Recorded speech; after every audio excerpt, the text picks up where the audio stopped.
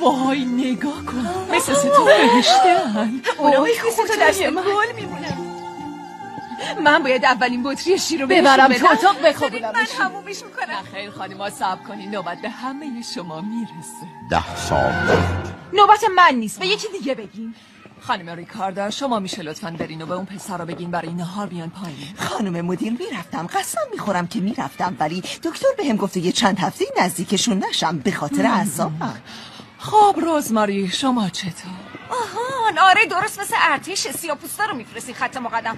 خواهر نگران نباشی، الان درستت میکنیم تا بیاد بفهمی عمل تمام مرخص میشی. لطفا داروی بیهوشی آماده است. 15 میلی گرم. بکن جونم. 5 10 15. زنده پسرا لطفاً درو باز کنید. همگونه ارشده روش شماره 7 با شماره 3 1 2